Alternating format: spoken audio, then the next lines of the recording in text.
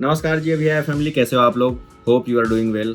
इतनी अंग्रेजी आती है मुझे। तो आज मैं आया आज की वीडियो में मैं बात करूंगा कि जापान में जो है बदल गई सरकार। तो हमारी जो है सरकार बदल गए हैं। हमारे शिंजो आबे जो है किसी अपने क्या बोलते हैं उसको, बीमारी की वजह से उन्होंने प्री रिटायरमेंट ले लिया। तो प्री रिटायरमेंट ले लिया, उसके बाद उन्होंने अपने जापान की जनता से काफ़ी माफ़ी मांगी कि मैं आप लोगों की सेवा नहीं कर पाया लास्ट तक, इसका मुझे काफ़ी खेद है, मुझे माफ़ कर दीजिए। तो अभी हमारे आए हुए हैं योशिहिदे सुगा जी जो है, जो कि शिंजो आबे जी के जो है राइट हैंड माने जाते हैं। वो नए प्राइम मिनिस्टर जो है, जो जापान की पार्लियामेंट है जिसको हम डाइट बोलते हैं, उसका फुल फॉर्म मैं आप लोगों को बता दूंगा। डाइट, तो डाइट में आपका जो टोटल 462 मेंबर है, 462 मेंबर्स में से 314 वोट पा करके सुगा जी जो है इलेक्टेड हुए अपना प्राइम मिनिस्टर।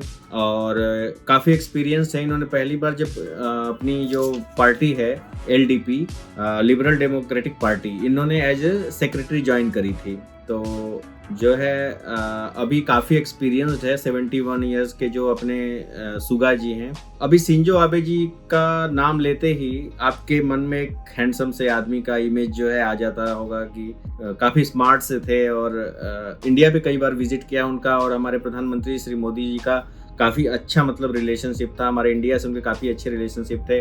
दोनों ने एक दूसरे को आगे बढ़ाने के लिए, कंट्री को आगे बढ़ाने के लिए काफ़ी सहयोग और काफ़ी मतलब योगदान दिया।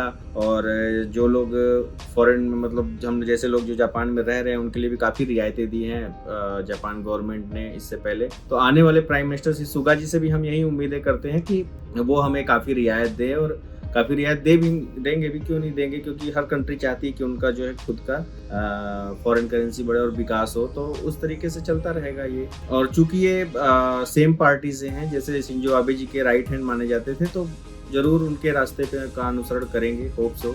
तो और एक चीज़ और जो जापान में सबसे मतलब महत्वपूर्ण है ना, जो लोग हटाने की बात कर रहे हैं, कई लोग उसके फेवर में हैं, कई लोग फेवर में नहीं है, वो है आर्टिकल 9। आज मैं आप लोगों को आर्टिकल 9 के बारे में बताता हूँ कि अभी रिसेंटली एक वोटिंग हुई थी जापान में कि आर्टिकल 9 हटाया जाए या ना हटाया जाए। वो आबे साहब की गवर्नमेंट में हुई थी।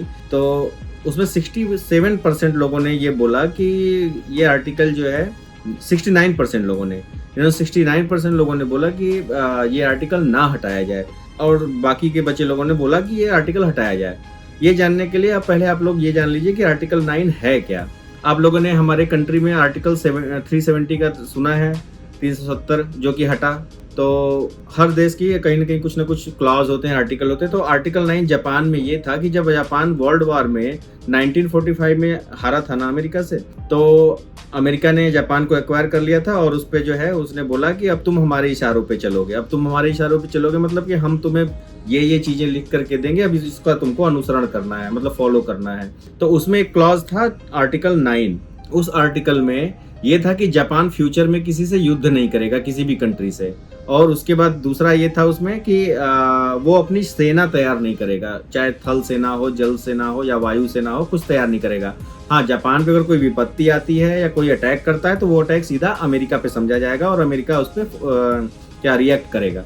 तो ये चीज़ें थी। अब हमारे एक पड़ोसी हैं जिनको कि लगता है कि यूनिवर्स में वही एक कंट्री बचेंगे और बाकी सारी दुनिया जो है उन्हीं से ओरिजिन है, और उन्हीं का सारा जो ये हम लोग रह रहे हैं ना धरती पे, वो उन्हीं के बाप दाताओं ने जो है हम लोगों को दान में दी थी। और अब वो अपना वापस लेना चाहते हैं। इस मंसूबे से वो जो है हर तरफ अपनी निगाहें डाल रहे हैं।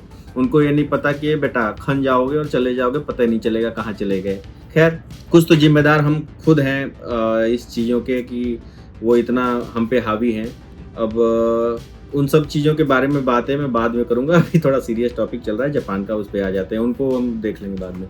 तो जो अभी ये जो चाइना सी वगैरह में चल रहा है ना, ये उन पे एक्वायर वगैरह करने पे उनके मरीन वगैरह को थोड़ा सा, तो इस वजह से जापान भी चाहता है कि वो अपनी सेना डेवलप करे और अपनी सुरक्षा के लिए, कम से कम लड़ाई ना करे तो कम से कम अपनी सुरक्षा के लिए अपने पर्याप्त सेना और इक्विपमेंट सारे रखे।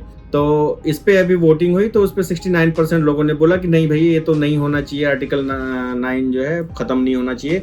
अब रीज़न क्या था? रीज़न उन्होंने दिया कि अगर हम सेना बनाएंगे, अगर जापान सेना बनाती है तो ऑलमोस्ट जो इतना बजट हम इनका जाता है मेडिकल में, एजुकेशन में या फिर डेवलपमेंट में ना, वो बजट काफ़ी कट जाएगा और सेना पे जाता जाएगा वो बजट।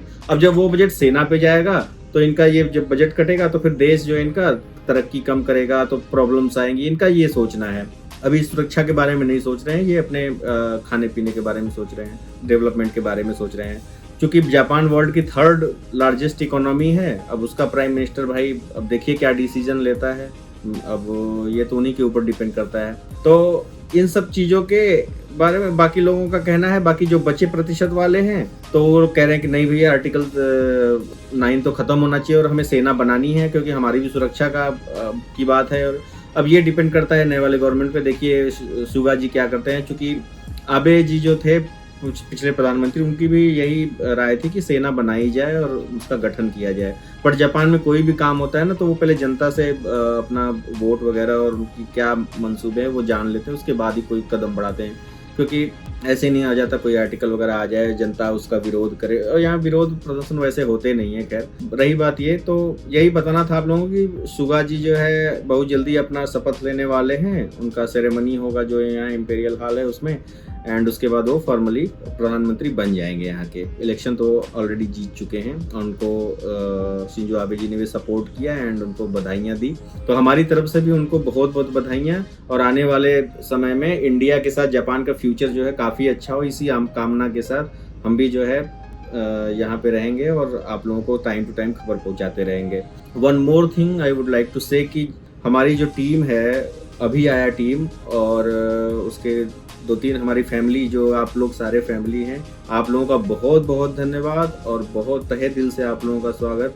और आप लोग मुझे जो है ऐसे ही प्यार बनाते रहिए, लाइक शेयर और सब्सक्राइब करते रहिए और बढ़ाते रहिए। आप लोगों का बहुत बहुत धन्यवाद। ठीक है जी, फिर एंजॉय करिए, मैं होके अभी आया जी।